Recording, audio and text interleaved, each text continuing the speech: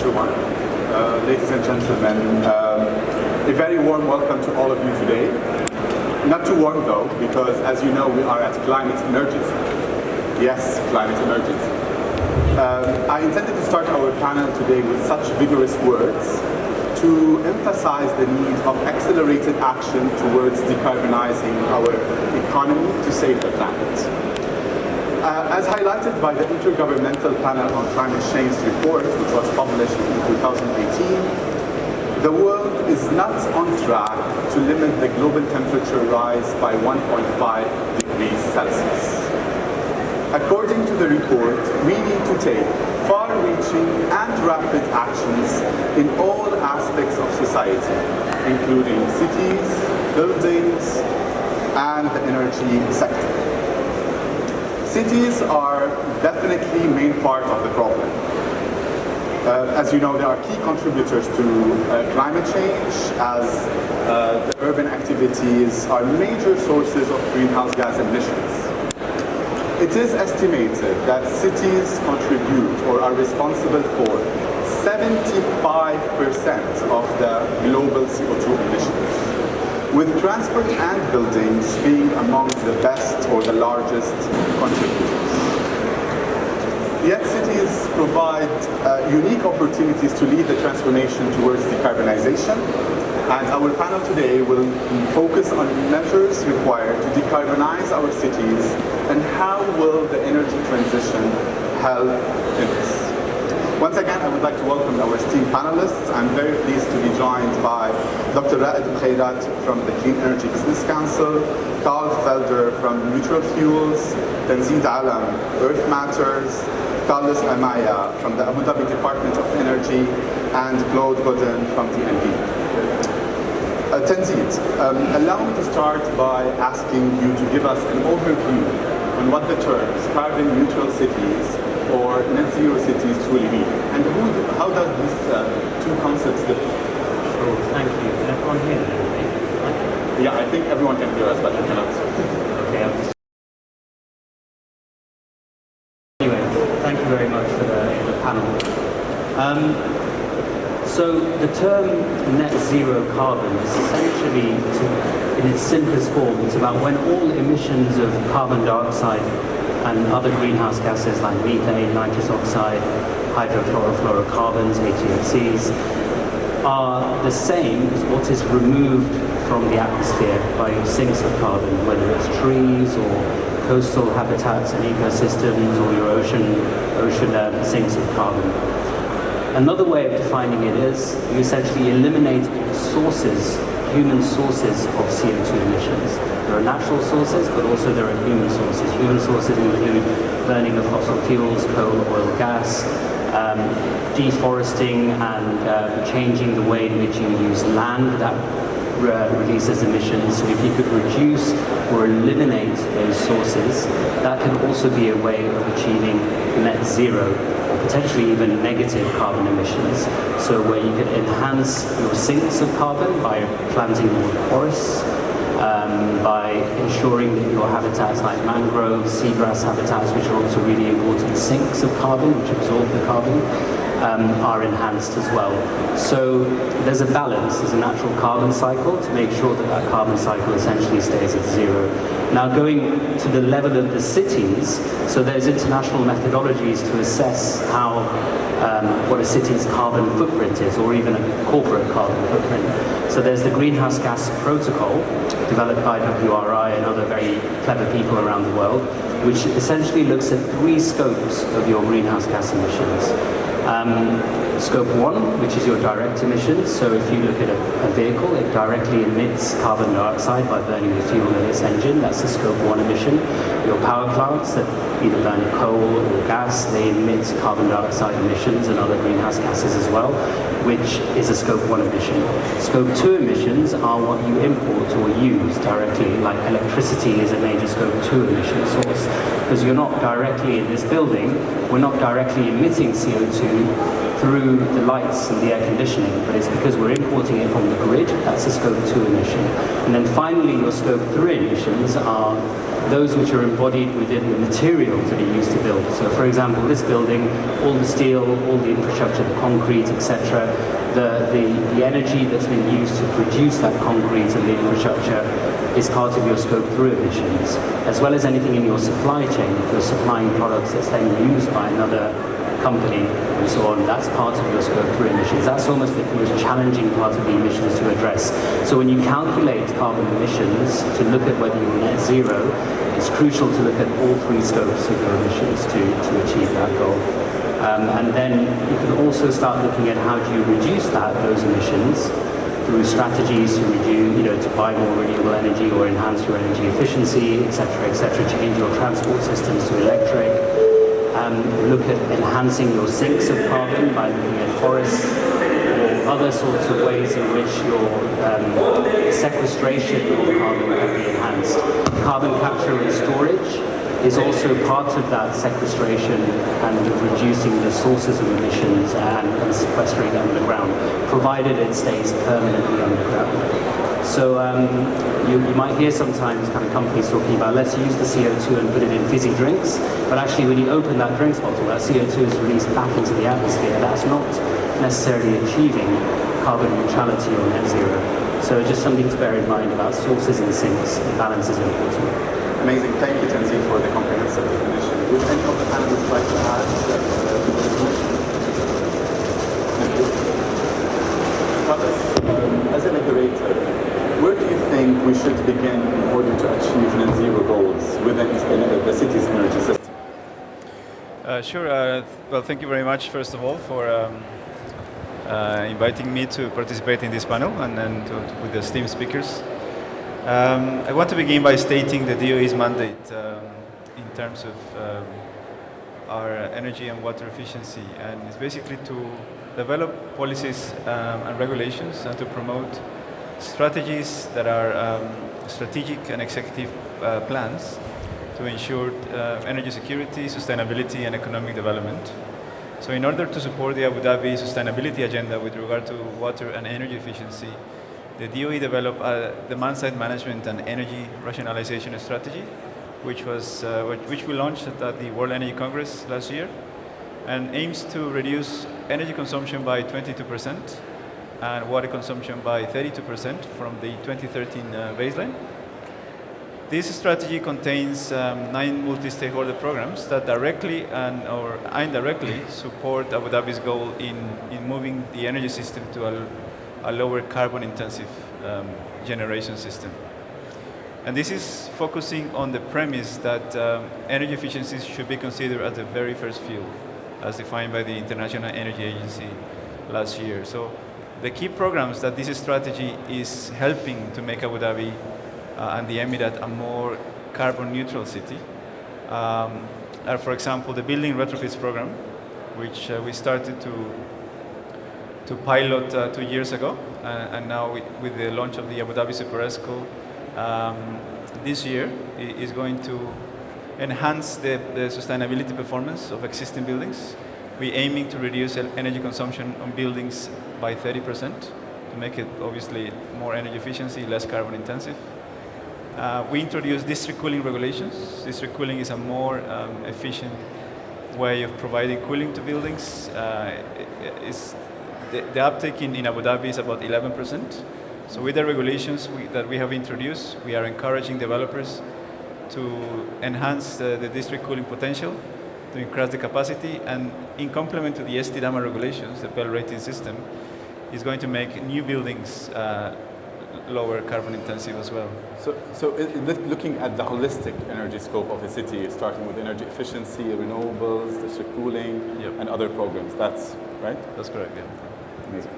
Dr. Raed, I would like to extend the next question to you about the role of the energy transition based on your experience with the Clean Energy Business Council.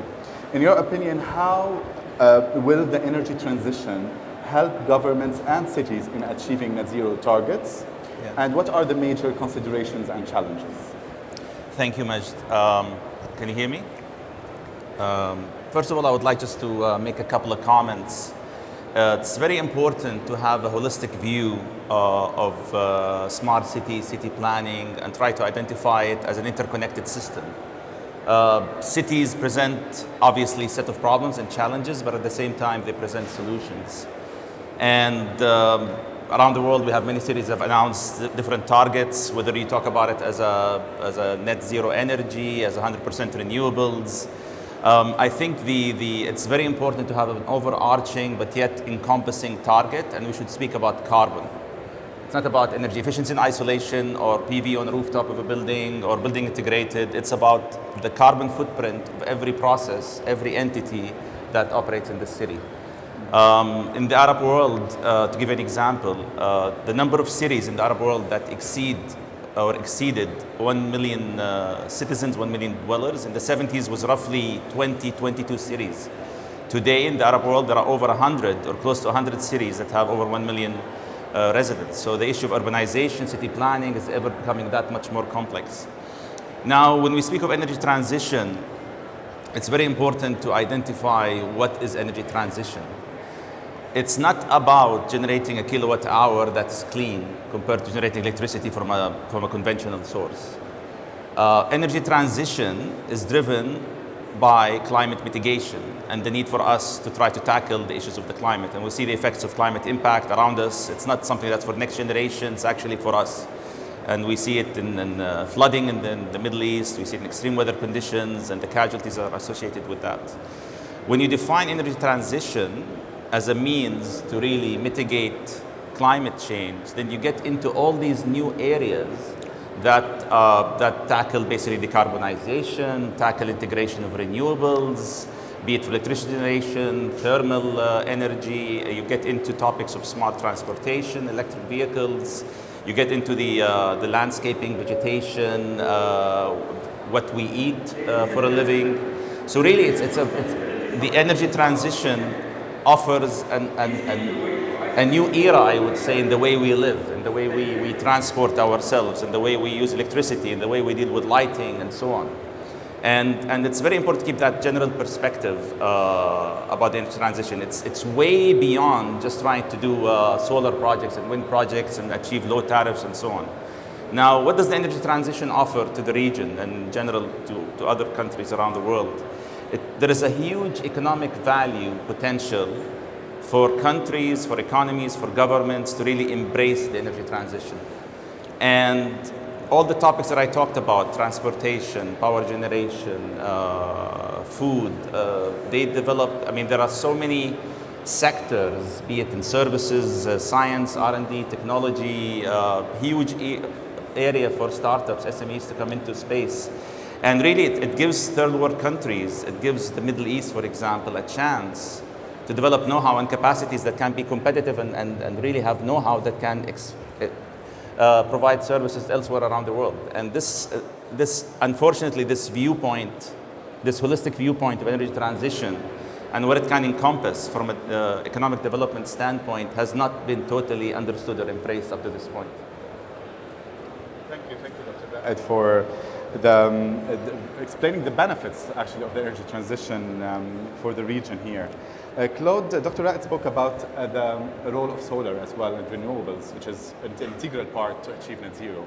And definitely installing solar panels on buildings and building rooftops or car parks can be part of the solution. Yet this requires proper metering, proper legislation, solar export schemes, and others. In your opinion, what are the opportunities for small-scale solar projects? And is it possible to achieve net zero at the building level with only on-site renewables? Yeah, I think the simple answer to the question is yes. I think the technology today, the cost of the technology is such that we can achieve this. But I think leading into your discussion is we do a lot of work on the utility side. So what we see when we're working with utility and we're building out a rate structure.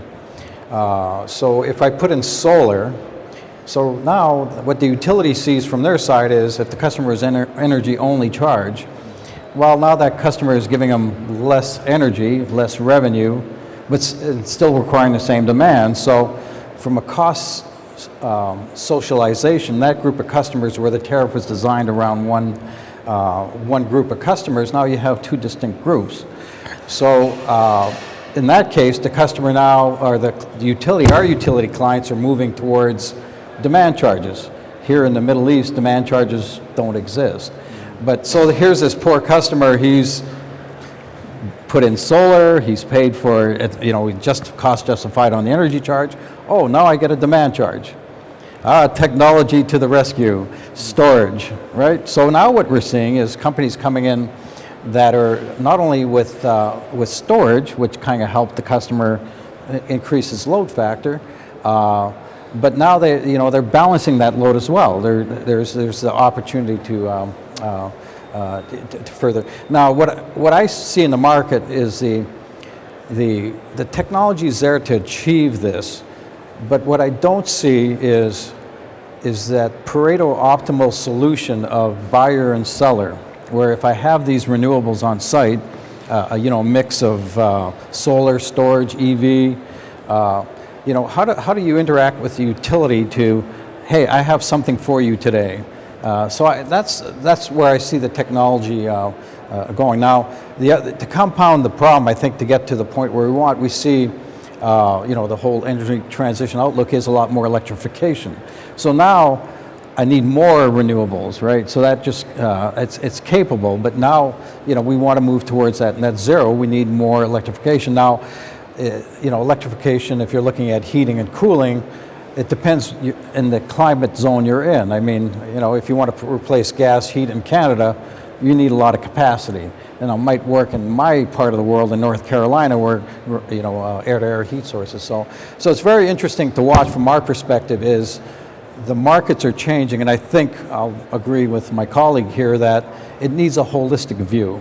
I mean, it can't just be, because utilities need revenue, and they will design things for a least cost option to recover that revenue, which is at odds with the goals we're trying to achieve.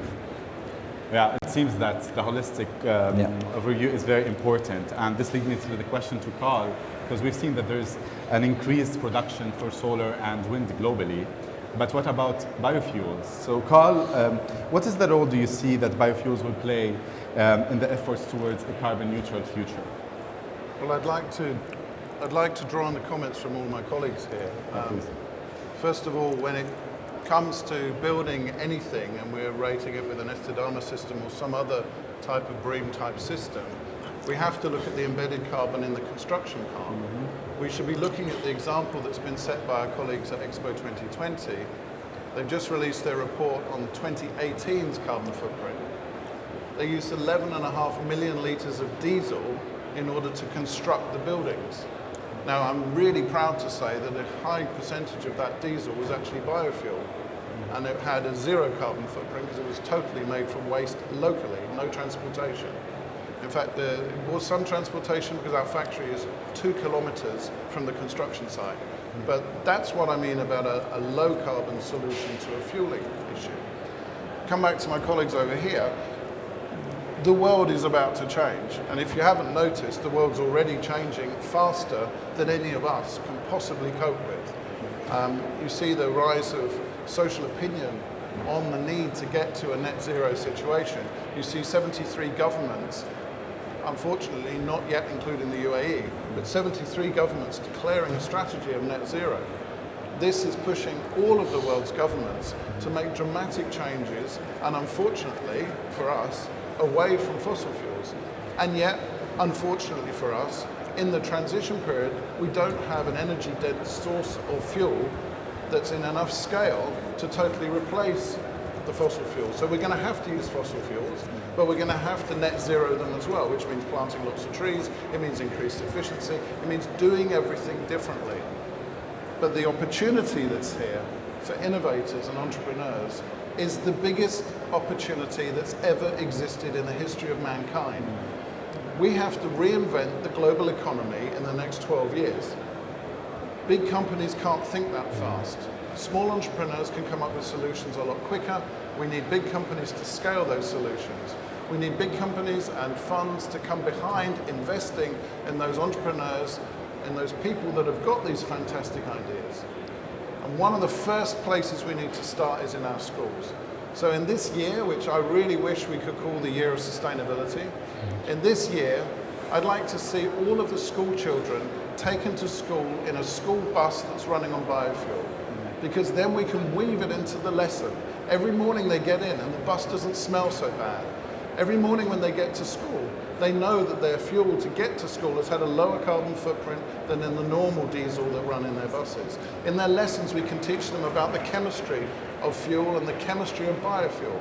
We can also, in their geography lessons, look at the impacts globally of net zero. We can weave this into the entire school system. So I really wish we could have all the school buses running on biofuel. Can biofuel be used in buildings other than transportation based on your... Yes, there's a number of buildings that are using biofuel for heating and cooling. They're using it for powering the buildings. At the moment, there are a real global shortage of biofuels, which means the price is proportionately higher than the price of fossil fuels. Now, in some countries, they've addressed that with subsidies or other sorts of grants, but in the Middle East, we don't have the opportunity. Everything is on a level playing field. So at the moment, you wouldn't use biofuels in the operation of a building, but you would use biofuels in the construction of it. And that's where I think it has a key role to play. All the cranes, all the diggers, all of the on-site offices that have temporary power using generators, all of them could be using biofuel today at net zero. So it definitely can help in reducing the embodied carbon of the building, which includes the construction emissions. I think we all agree that adding more renewables to the grid would definitely help in achieving net zero, but also energy efficiency plays a very important role, or is the first step towards decarbonization. So to put things into perspective, I would like to ask you all about the best approaches that should be considered towards decarbonization. What is the role here of smart technologies, building design, building retrofits, deep retrofits, or low carbon, zero carbon building materials? Great, thank you.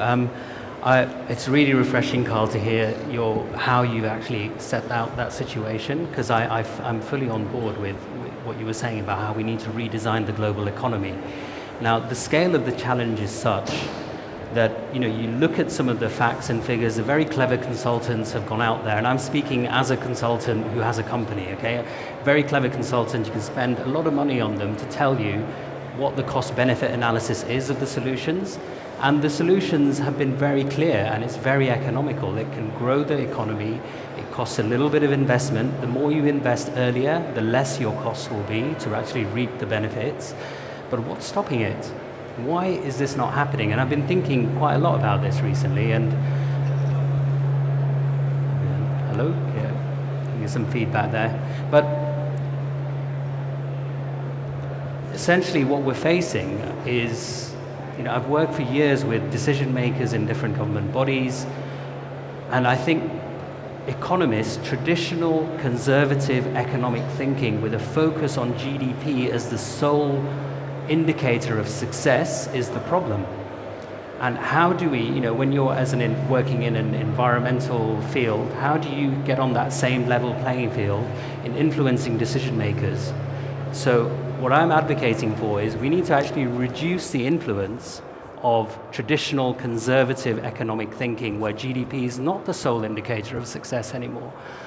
CO2 emissions, increasing resilience and increasing jobs, lots of other social benefits, reducing improving air quality. They should be on the same level for decision makers to essentially decide on what is the best, most holistic situation and solution. So that's one thing I think is really important, just from a pure decision making. This can work in corporates, this can work in governments. So I think that's part of the major problem. The second one is, you don't need, again, the goals are very clear. The IPCC report said net zero by 2040 or 2050. Countries, corporations can start setting those goals and working out backwards how they can achieve those goals. And there's very easy practical steps that can be taken. Set a carbon price. A high price on carbon is one of the most efficient ways in which new technologies can be taken up to scale, basically, and deployed. Create green funds to actually finance that enhanced cost sometimes of capital that might come at the beginning. Create green funds to do that. If you tax the polluters use that money to actually help finance and innovation and new startups and funds that can actually help generate a more positive return in new sectors in your economy. So I think the financing aspect is absolutely crucial there. And then finally also reduction of fossil fuel subsidies. It's beginning to happen, especially in this region, but still if you look at the land subsidies and all the supply chain of fossil fuels and the subsidies associated with that, that still needs fundamental restructuring. So I'd say those are more of the systemic enablers that would help ensure your smart technologies, energy efficiency solutions, renewables can be deployed much more at scale. But for me, the main thing I'm thinking of is reducing the influence and thinking of conservative economics. Thank you. Yeah.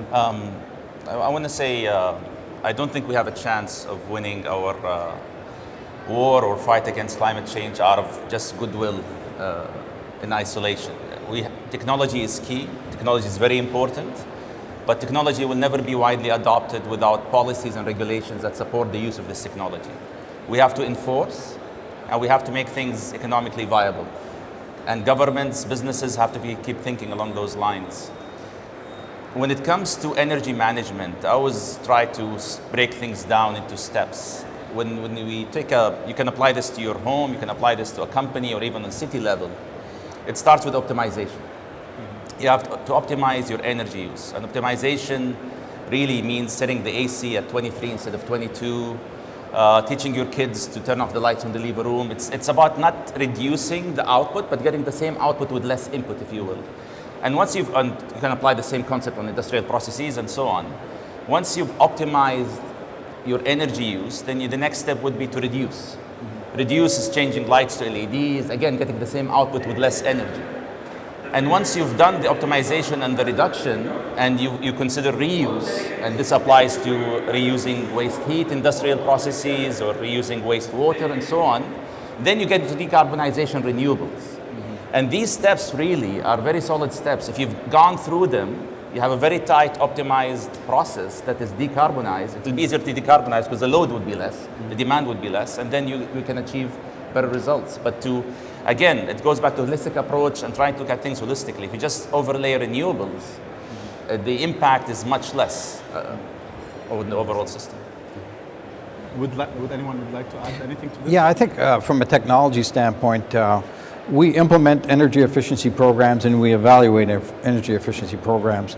And I think the most exciting thing in the last 3 to 5 years with the advent of smart metering and more accessible data, what we're seeing is on the implementation side is now we have the data and the third-party data that you can get on customers, that now you can segment customers not only on who will give you the highest return, like who needs it the most, but also who's willing to adopt it.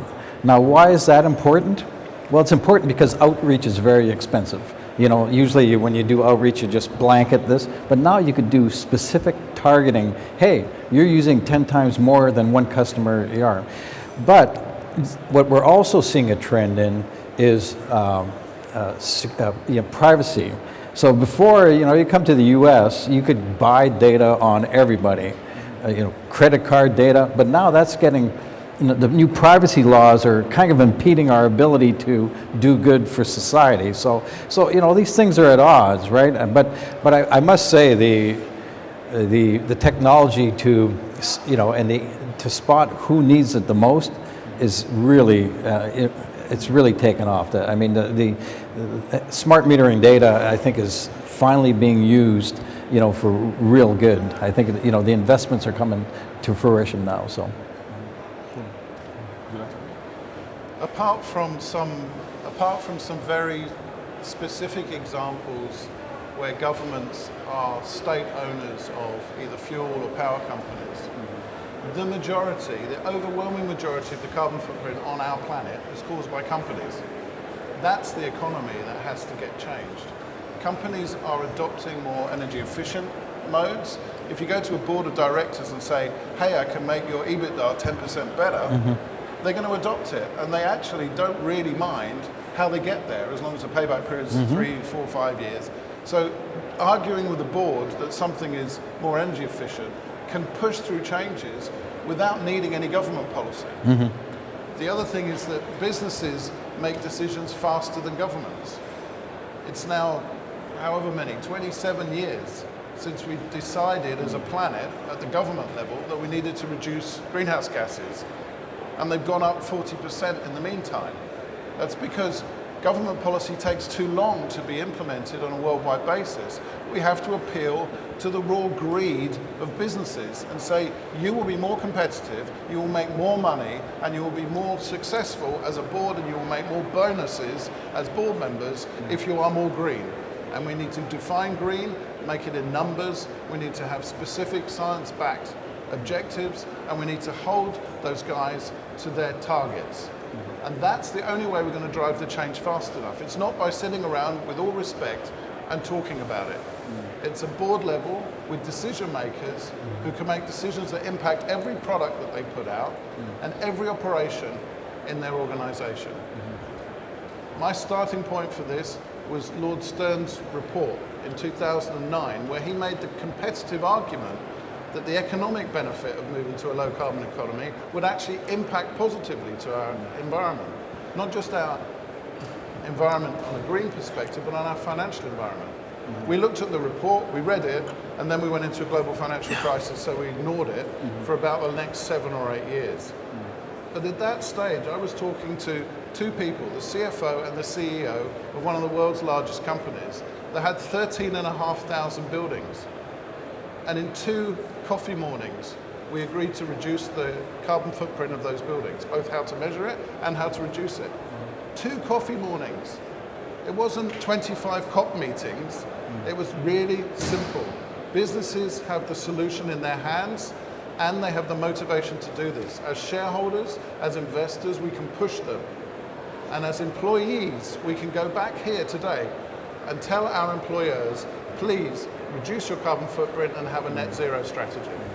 Obviously, the role of leadership is very important, and because we still have 5 minutes before I open the floor for the Q&A session, so I would like to ask my last question about the achievability of net zero, starting with you, Carlos.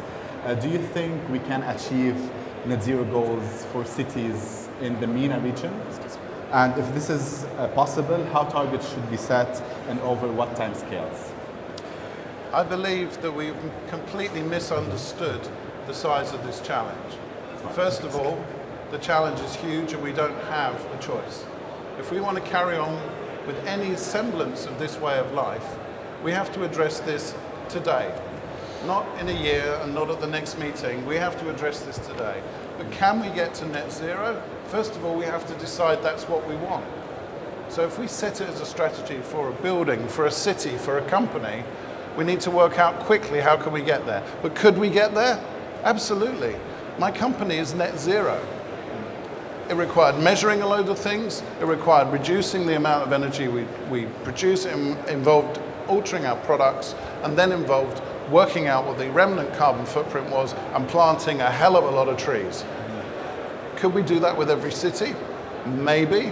But certainly thinking about it and discussing it and having a conference next year, and another one in 5 years, another one in 10 years, isn't going to get it done. We need action today. So Carlos, from the government perspective, do you think this is achievable for cities in the MENA region? I think, we all agree that net zero is an aspirational target that we should strive for. And specifically in UAE, each emirate has now a DSM strategy, an energy efficiency strategy, where specific targets, specific programs. And they're not specifically talking in terms of carbon emissions, but we're talking in terms of energy consumption, water consumption, which ultimately translate to carbon emissions. And we're all moving towards achieving a significant reduction in electricity consumption and water consumption by 2030, by 2040, by 2050. So we're talking 20, 30, 40% reduction. Buildings play a significant role in that regard. We have done pilot projects in Abu Dhabi specifically. We just completed a project on 7 buildings, because you mentioned deep retrofits. These were shallow retrofits, and the target was 30%, and on average we achieved 38% reduction in energy consumption. There's a lot of issues related to data management. The technology is available with smart meters. We put together some innovations. We tested innovations in those buildings. There's actually tomorrow a presentation about that if you're interested to come along. But there is huge potential on the building sector, on the regulation side, to improve STDAMA and include embodied carbon, include smart technologies, more innovation into building design, but also in order to sustain these targets over time, the operation of the buildings is fundamental to make sure they're optimized and run properly. Make sure that the technicians that are doing the maintenance have the capability of doing a good job in ensuring air conditioning, lighting systems are operated efficiently. So there's a lot of standards and regulations through QCC, through ESMA, through DMT that are supporting that and are fitting into our strategy as well. So it is a target that is achievable, definitely. But I want to come back to my point at the beginning that we need to consider energy efficiency as the very first field. Solar energy, renewable energy is fantastic, but our focus primarily should be on energy efficiency. Since we're almost out of time, and to wrap up the panel, I would like to ask the last question in 30 minutes each of the panelists to what is the main message you would like the audience to take away? So starting with you, Claude, in 30 seconds. Yeah, I think it is, net zero is attainable. In our most recent energy transition outlook, we looked at 7 dimensions. Those 7 dimensions, I won't mention them all, but the first one is governance. Have a plan that's all-encompassing, sustainable use, sustainable supply, and then technology. So it is achievable, but it is, I think, as my colleague, it's a holistic approach, because if you pull one lever, the other one goes the other way. So you have to make sure you accommodate for that. Dr. Raed? I think it's very important that every country in the region especially should have a target that this target has to be overarching, it has to be encompassing, it has to be dealing with carbon, carbon neutral, not just talk about renewables or energy efficiency targets and so on. And it's important to take that discussion from a country level to a city level. I don't see really, other than the GCC and UAE across the region, we don't see really targets on a city level. And it's worrisome because we talk about the officials in these cities. I mean, long-term planning is the last thing on their head. They deal with immediate putting out fires, dealing with social, economical issues. Talk about urban areas like Cairo, Damascus, and so on. They have nothing to deal with. But it's very important to have the discussion on a higher level, a country level, and take it down to the city level as part of the implementation. Karl, what's the key message you would like the audience to take away? Our children and our children's children will never forgive us if we don't act now. We have to assess, we have to reduce, we have to replace with green technologies after we've done assess and reduce. And then when we finish reducing, we need to offset by either buying offsets or planting trees. We need to do those things now. We need to act now and not be held accountable by our grandchildren for destroying our planet. Key message is it's possible, be optimistic. It's easy to look at the news and get scared by what's happening, and that is disempowering sometimes. Agreed. But feel empowered that there are a lot of solutions out there. The scale of the challenge is such that essentially again, I'm going back to that point about reducing our traditional focus on GDP being the sole measure of success. It's not. It leads to inequality, it leads to a whole host of problems that we economists called externalities. We need to internalize the externalities in economic thinking. That means your CO2 emissions need to be priced, targets need to be set, create green funds to finance this transition. And then the opportunities are really exciting.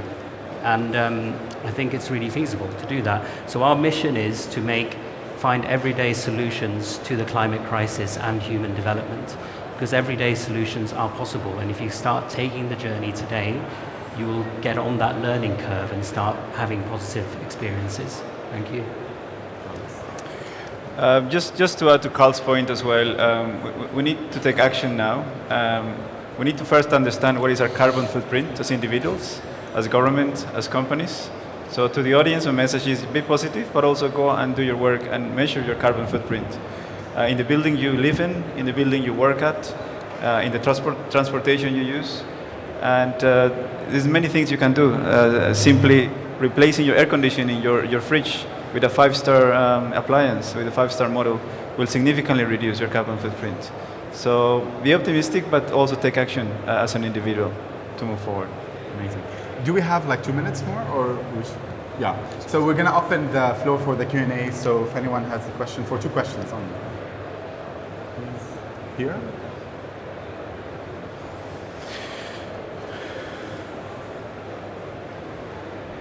Hello, Gabriela Fierro. I'm from the US.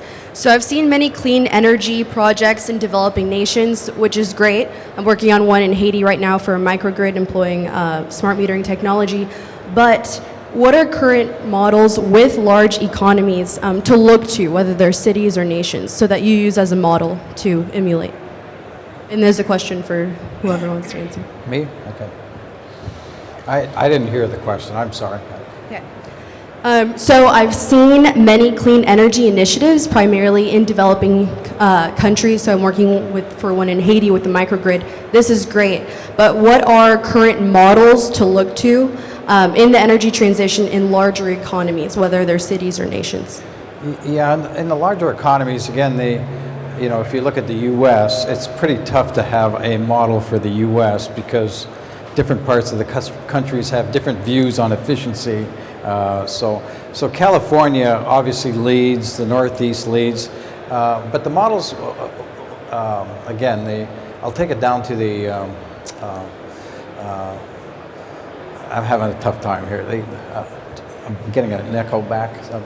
But the models we use, again, are kind of, if we're looking at using smart meter data for the models, again, there's known models we look at typically when you're looking to assess potential, what you do is you look at the weather-dependent component, and you could take that out of the individual customers, roll that up.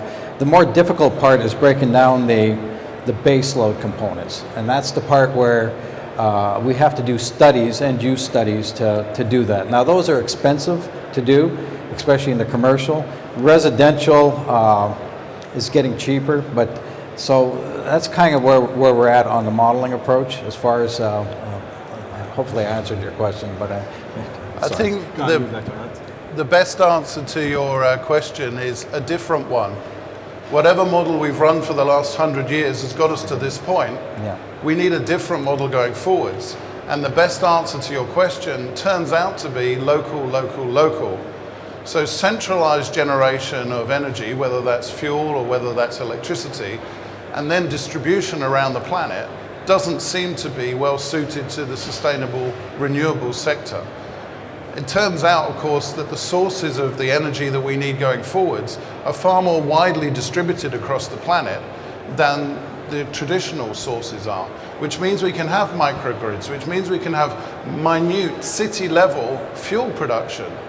And what we're doing, we take waste in one city, we convert it in that city, and we then turn it into fuel for that city. It doesn't need to get on a ship, ever.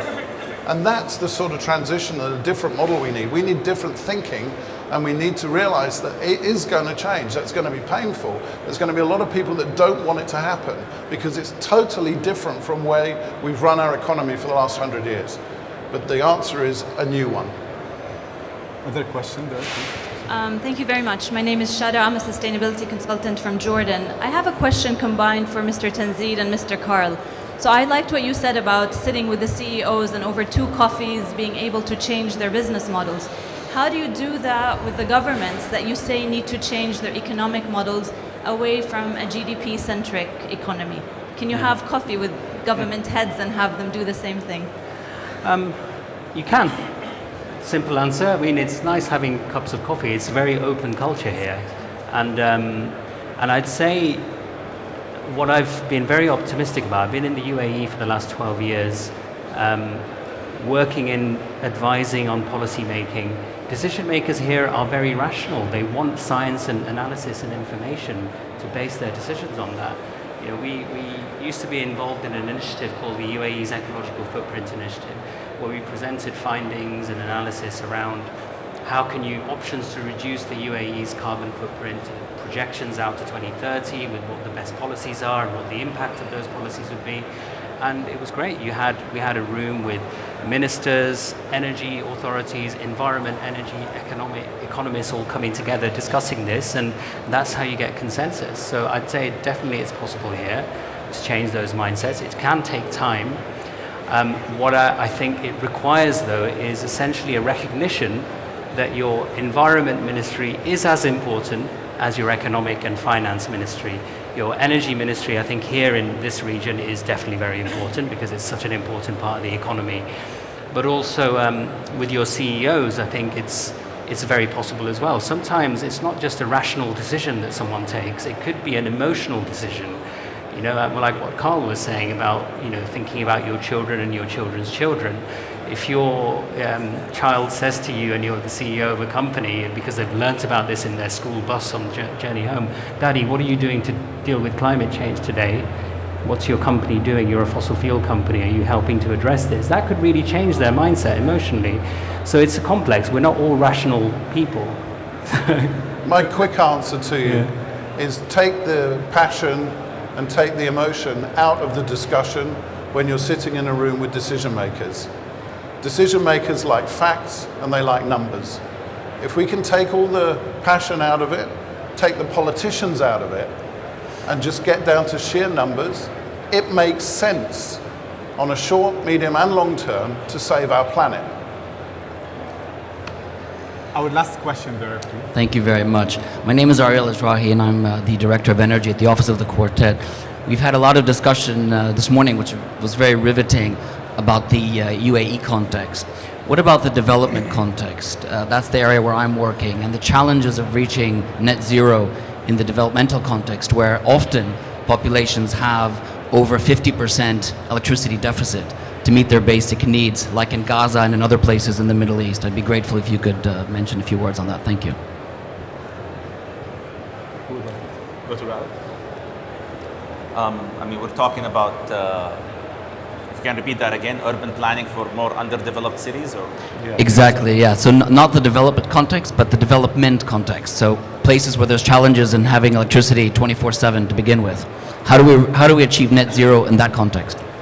I mean, it's a good question. I mean, worrying about net zero and don't have actually electricity to begin with is somewhat challenging. And this is what I was trying to refer to. Across the region, we have a big gap between the level of capacities and the type of challenges that face cities.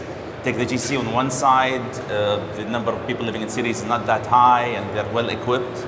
Go to areas like Palestine, Egypt, North Africa, there are cities or villages worried about energy access, water access, and food. And to talk about carbon neutral with these people would be a sort of a challenging question. But you raise up a good point. There is no direct answer to that. I mean, there are more fundamental issues to deal with as we plan things forward, and it's very challenging. That's all I can say.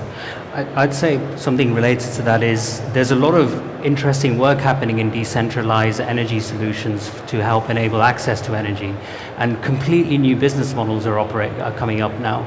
So I'd say, you know, you might not hear about that all the time, but you know, there's a company which I'm aware of, for example, called Village Infrastructure, which has looked at a financing model looking with angel investors getting involved to actually finance that initial capital to put in place solar rooftop programs in villages, and the villages are paying it back and paying back the operational cost basically over a period of 3 to 4 years. And most of those angel investors are getting their money back through this process. So it's sometimes a myth when they say, oh, you know, people won't pay this back, that's a risk, etc. But actually it's changing that dynamic. And it's again about how do we scale up these solutions to make sure that the coal lobby, be it in India or elsewhere, do not say, let's build a massive coal power plant to supply these people, because that's the way to deal with energy access. It has to be a different way of doing it, and it's possible. Thank you. Due to our time constraint, we can't take any more questions, but feel free to reach out to the panelists after the panel and ask them your questions. Thank you, everyone, for your valuable input and insights. Thank you all for joining us. Thank you.